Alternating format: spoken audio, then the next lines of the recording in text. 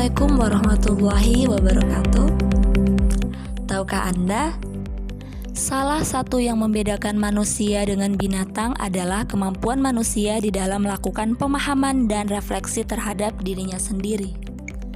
Pemahaman terhadap diri merupakan salah satu faktor penting di dalam memahami perilaku sosial.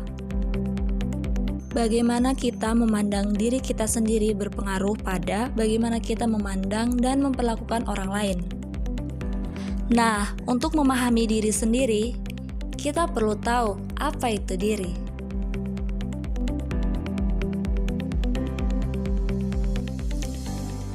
Diri atau self dalam perspektif psikologi pertama kali disampaikan oleh William James pada tahun 1890-an.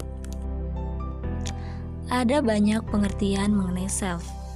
Menurut Leary, McDonald, dan Tangney, ada 5 cara bagaimana para ahli memahami self. Pertama, self dipandang sebagai total person atau dianggap identik dengan orang. Kedua, self dipandang sebagai kepribadian sebagaimana pandangan Buckland, Acker, dan Tesser. Ketiga, self dipandang sebagai as experiencing subject, yaitu pengalaman dari subjek.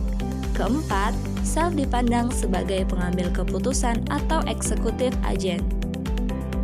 Terakhir, self dipandang sebagai kepercayaan terhadap diri sendiri. Jadi, berdasarkan kelima cara tersebut, Leary, McDonald, dan Tangney menyimpulkan definisi self sebagai berikut. Self adalah kelengkapan psikologis yang memungkinkan refleksi diri berpengaruh terhadap pengalaman kesadaran yang mendasari semua jenis persepsi, kepercayaan, dan perasaan tentang diri sendiri, serta yang memungkinkan seseorang untuk meregulasi perilakunya sendiri.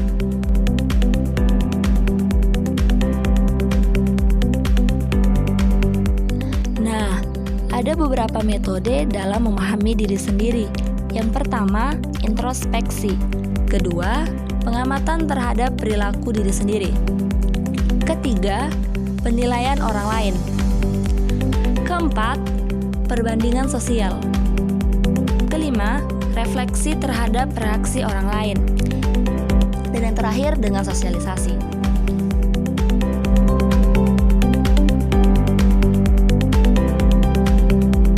Dalam persepsi diri kita sendiri berperan sebagai subjek sekaligus sebagai objek. Menurut Dunning, sangat mengejutkan ternyata memahami diri sendiri secara akurat tidak semudah yang diperkirakan. Al-Quran pun mengisyaratkan bahwa persepsi diri secara akurat itu memang tidak mudah.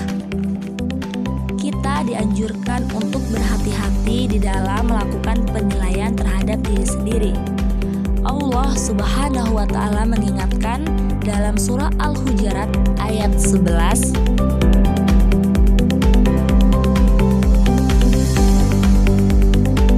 adapun kesalahan-kesalahan dalam persepsi diri.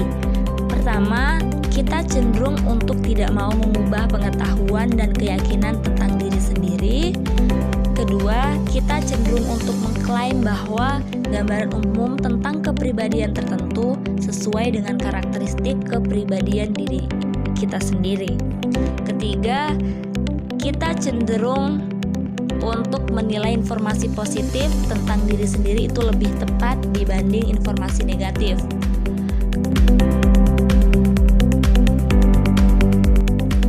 Pemahaman kita terhadap diri kemudian akan membentuk konsep diri, dan evaluasi kita terhadap konsep diri tersebut akan menghasilkan harga diri. Setiap orang memiliki harga diri yang berbeda. Hal itu ditentukan oleh perbandingan antara konsep diri dan ideal self-nya. Jika konsep diri lebih baik daripada ideal self, maka akan memunculkan harga diri yang tinggi. Sebaliknya, jika konsep diri lebih buruk daripada ideal self, maka akan memunculkan harga diri yang rendah.